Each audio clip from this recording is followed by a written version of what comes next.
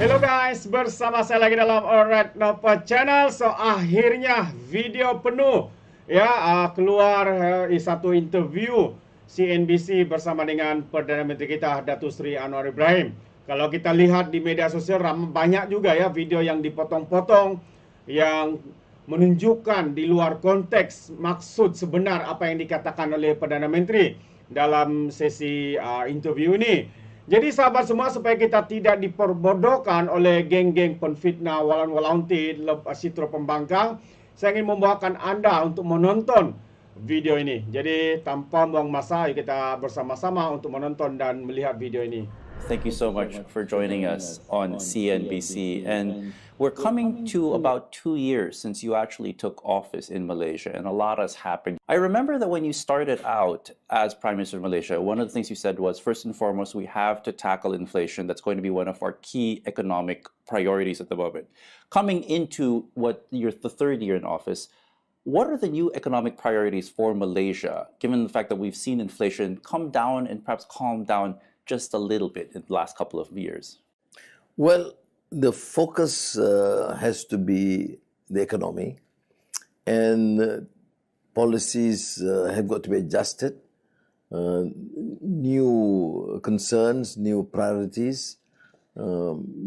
Digital transformation was never an issue before, so was energy transition, so semiconductor as a priority. But now these issues have got to be addressed, and I think if we could use this, like for example, semiconductors considered, Malaysia is now considered a hub for semiconductor development and investments, including the front end, because of the ecosystem that's been there. So it will certainly then propel the economy and resolve many of the issues like we have seen now, the ringgit, inflation.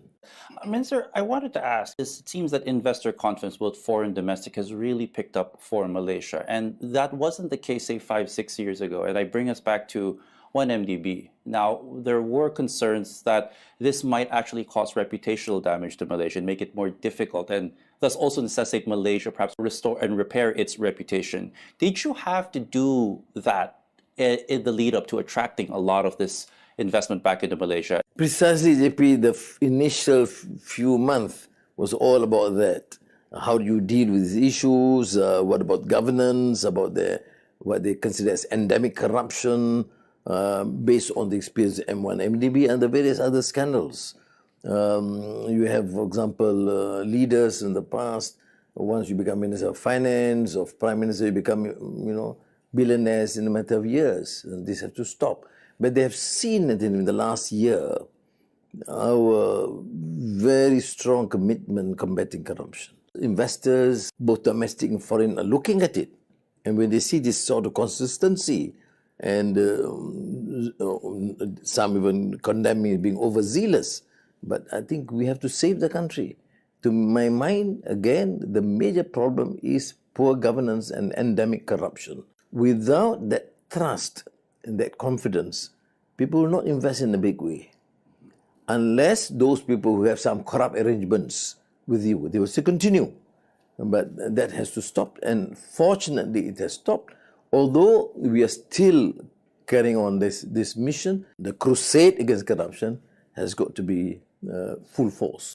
Let's go back to the topic of inflation, because it seems, based on the August print, 1.9%, it has come to heel. But has inflation really been tamed in Malaysia? Because when they talk to some ordinary Malaysians, they still bemoan the fact that the cost of living, either housing or food, still is higher than it was, say, 2 years ago. And there is a feeling that conditions are still tight for many households. Do you feel that inflation has been tamed, or can more be done, actually? I come from the ground. Every Friday before Friday prayers, I will sit and have lunch with the common stalls, not the 5-star hotels. And they give me the input. Yes, it's 2%, it's very low. Look at price of sugar, edible oil, petrol, flour, all are cheap. Much cheaper in Malaysia as compared to all our neighboring countries. But to those affected, particularly the lower income group, they do feel That's why in the next budget, I have to address this issue. And the reason is the level of income has not increased with the for example, increase in productivity or investments. And we have to address the issue. What I've done with the civil service, for example, 1.4 million of them, is to raise the salary, which has been largely ignored the last 12 years. You must take care of your own workers. Then you can then persuade or moral suasion for the private sector conglomerate to say, look, you register what, 1 billion profit, 2 billion, 4 billion? You can't pay your workers in that manner. So I think there should be some pressure to increase the level of income, because in terms of price, although there is a concern, it's because of low income, or low salary or wages. Now, if you increase, then they can understand that ours is much cheaper than our neighbors, not less cheaper, much cheaper. And a lot of this really feeds into that age-old question that faces Malaysia and some other countries, such as the middle income trap. Do you think that with all the investments coming to Malaysia, that perhaps getting out of that middle income trap is actually achievable for Malaysia, and when that might happen? You see, the trap is partly because of obsolete policies. So we resolve through that proper policy that would have to be adjusted, like our focus on training in universities, the disciplines to be introduced, the quality of education and public health. I think those issues all taken all together, and the type of investments. For example, data center is a popular thing in Malaysia. They rush in by the billions because of cheap energy and water. But we say, all right, fair. But we will not approve until you have the high end of AI. The NVIDIA, for example, coming with data center with a very sophisticated program for AI. Then we say it can be done. Now, if that is achieved, when it's achieved, and I believe it's achievable, then you actually move beyond the middle income nation, what do we call as a middle income trap. Right. But to attract a lot of these high-end processes in these value chains, whether it be data centers, semiconductors, there is still a skills gap that Malaysia might need to address. And to be fair, your administration has outlined an ambitious goal of 60,000 engineers in the next 5 years. How critical is it going to be for Malaysia to get that number right, or even earlier than 5 years? Well, it's carrot and stick. But what I mean is, the universities, the colleges, the polytechnics, the TVETs, all have to be geared up and change. Now, how do you then ensure that the process is accelerated? By getting these formal education institutions to work with the private sector. Because I don't think an educational department can train as well as Infineon, training for their own requirements. Whether we can achieve 60,000, I do concede that I have my doubts too, but we are pushing ahead through a variety of initiatives. But meanwhile, we have to be more flexible to bring in, even if we need so, engineers from neighboring countries. One thing that you've mentioned in the last budget is that Malaysia needs to reform its subsidies program, and you've actually tried to shift away slowly but surely towards more targeted subsidies. Can we expect more of that in the upcoming budget? And what other subsidy reforms might you be looking to introduce if that is the case? Well, people have ignored the fact that in the last 1.5 years, quite a number of things have been done. Electricity subsidy, because otherwise, in the past, all been subsidized. Now, we've been to be more creative. I don't want to introduce the so-called reforms is palatable to the investors and lose the government. I mean, you have to be both a statesman and a politician. Yeah? And therefore, we have targeted subsidy, electricity, for example, the top 20% or T20, and foreigners have to pay. Otherwise, how do we expect government to subsidize foreigners? We've got 4 million people in Malaysia, and the top 20, who actually consume far more than an average person, probably 10 times more. And through that initiative, early last year, we managed to save 4.5 billion ringgit. But more important is governance, to stop the leakages. Billions pocketed by crooks, corrupt leaders, and we have stopped that. Is it sufficient? Yes, but we need a bit more. Then we'll consider other measures. Now we are now looking at the measures without merely like electricity and diesel. We don't actually touch the base, because to me it's grossly unfair. I mean, yes, the country needs the money, partly through the corruption and the mismanagement of leaders in the past. I don't want to punish my people. They are not to be blamed. So we will have to introduce these reforms, but to preclude the common person so that they are not condemned in the process. I think the next question to that is how Malaysia plans to improve the revenue side of running the government, the fiscal side, especially given that while the budget deficit itself has come down quite a bit since COVID-19, it's still well above the average of about 3%. How do you plan to improve, or perhaps even try to introduce certain incremental improvements to the revenue side and actually collecting more revenues for the government? Well, when I inherited the government, we had 1.5 trillion ringgit debt and 5.6% deficit. Now it's gone to 5, is going to be 3.6, and gradually down to 3. And borrowings, which was about 100 billion ringgit in the last 3 years, now have gone to 96, 93, 86, and going to be 83. So it's quite substantial. Is it enough? No, not enough, because we have to spend more to improve the quality of life through education, public health, and infrastructure. The ringgit, it's night and day when you compare it to, say, 6 months ago or the first half when it was at those levels not seen since the Asian financial crisis. Now we've gone from that to being inarguably and undoubtedly Southeast Asia's best performing currency. But it also brings its own set of challenges, especially because Malaysia is a significant exporter to the world. What is the better problem, sir? A strong ringgit or a weaker ringgit for Malaysia? Well, the correct answer will be reasonable value. I mean, it is still undervalued. Yes, it will cause some concerns among the exporters. Not too bad, because it's still undervalued.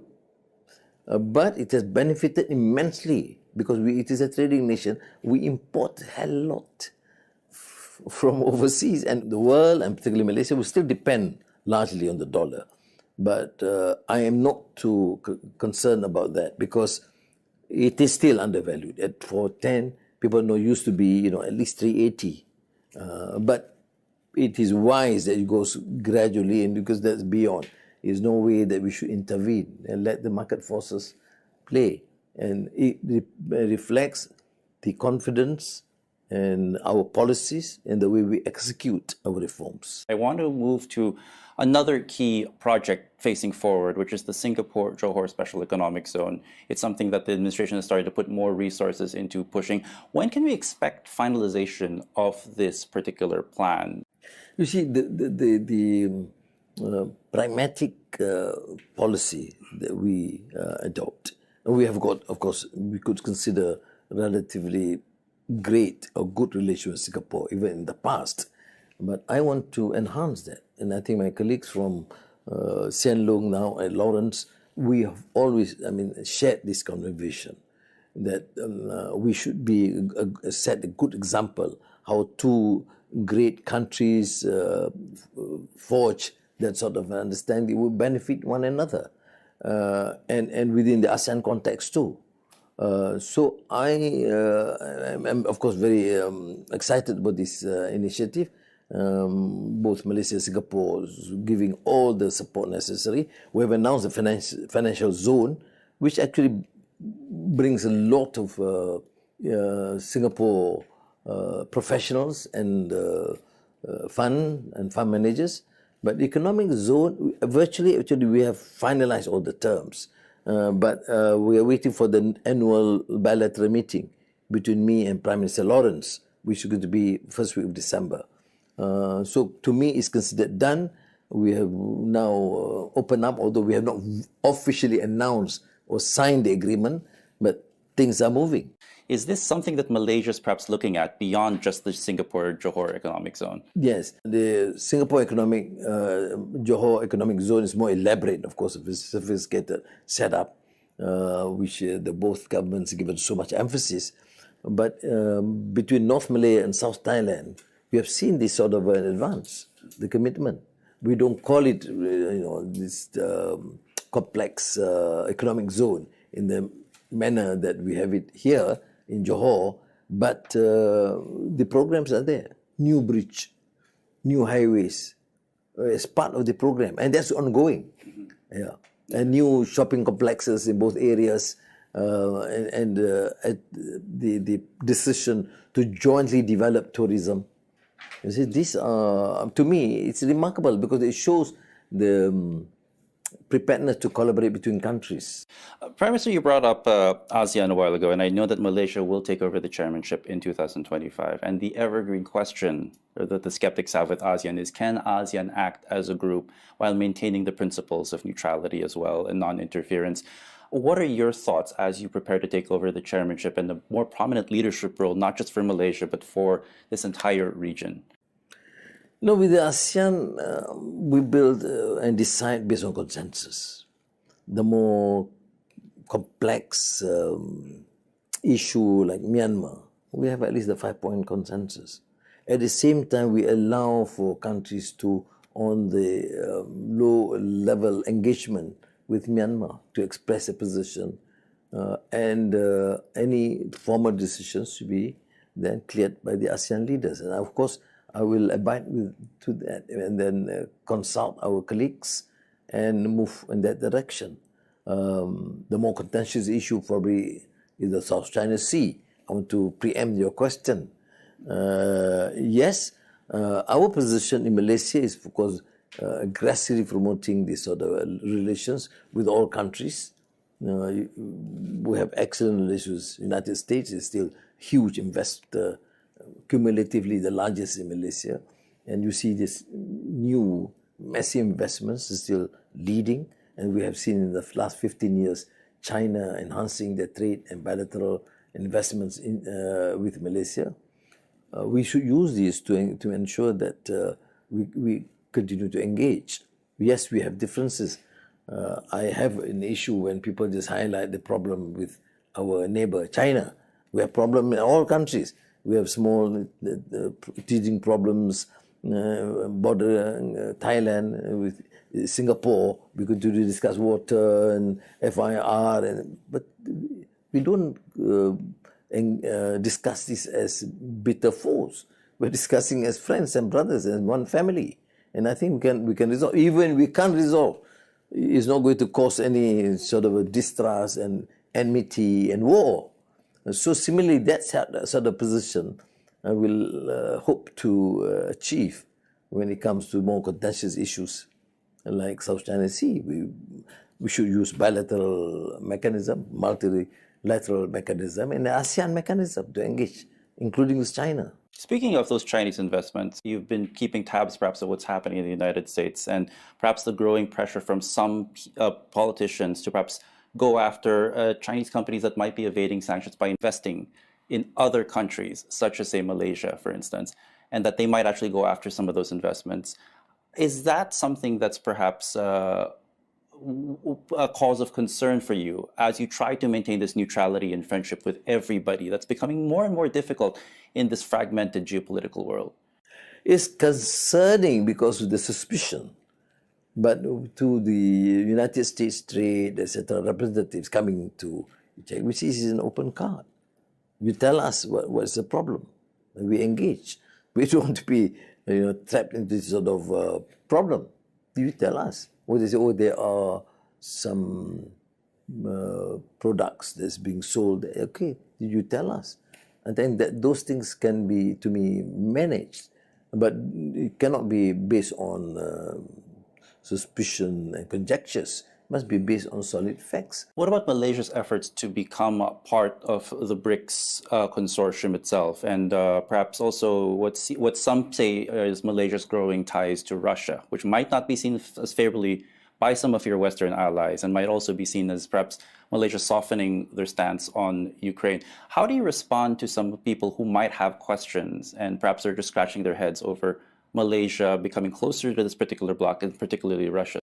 Well, countries should not dictate others. I mean, probably let us decide as Europe or China or Indonesia decide what is best for their countries, as long as it's not antagonistic towards us. In the case of BRICS, why I went to Vladivostok to meet Putin, because he's chairing BRICS this year, and I want to convey our interest to be part of BRICS and continue trade investments in areas which is not contentious. And I see no reason why we should not. Malaysia is a trading nation. We welcome investments from all over. I should not discriminate any other country. I've expressed my view on Ukraine. So do you therefore boycott them or disengage with them? I have issue with my support for Palestinians in Gaza. But how is it that they have this sort of contradiction and double standards when it comes to Ukraine and Gaza? There's an issue, and I expressed publicly. But having said that, our relations continue with the United States. I mean, it's a traditional ally in many ways, but I don't see the reason why people should question why we should befriend and continue engagement with Russia. I have to ask you, though, Prime Minister, because you are one of the few world leaders that has publicly stood in support of what's happening in Palestine and the war in Gaza. Of course, this also goes against the grain of some of your stronger Western allies, like the United States. Can you talk to us about why this is important for you? You see, JP, why do we talk about democracy and human rights and dignity of man and woman? Why do we condone atrocities and genocide happening every day? So I am just voicing out what I think is the concerns of many Malaysians and appealing for peaceful resolution and stopping the killing and the indiscriminate bombings, which unfortunately is going on a daily basis. Can you imagine any country in the world, any country region in the world can continue with impunity the menace being done? No. Now, why the exception? Why this country is giving this carte blanche to do whatever they like? Yeah, you can hear some statements, but no real attempt to stop this. But that's all that I have to voice out, because I think I'm passionate about this. It can be anywhere where they say some things happen. Even Ukraine, I made it quite clear that I'm not in favor. I'm in fact opposed the invasion of Ukraine. But Ukraine becomes a big issue in the States and in Europe. They can spend billions to support. But here, you're supposed to spend billions to kill. So this hypocrisy must end. Dr. Anwar Ibrahim, Prime Minister of Malaysia, thank you so much for your time. I appreciate it. Terbaik sahabat semua. Itu dia pencerahan jawapan daripada Datuk Seri Anwar Ibrahim secara spontan ya, tidak ada skrip dan sebagainya. Ya, berkaitan dengan isu-isu dalam negara kita, ya, berkaitan juga dengan isu antara bangsa, dijawab padu baik oleh Perdana Menteri kita. Terbaik. Jadi sahabat semua, itu dia. Sekiranya anda mau berikan sebarang komen pandangan, anda boleh berikan di dalam ruangan komen. Jadi izinkan saya untuk mengundurkan diri dan seperti biasa peribahasa mengatakan, tak apapun kangkap, 2 tahun keinginan. Dalam bahasa Melayunya, tepuk dada, tanya selera. Sekian je daripada ORAITNOPO Channel, saya kita berjumpa lagi. Bye-bye.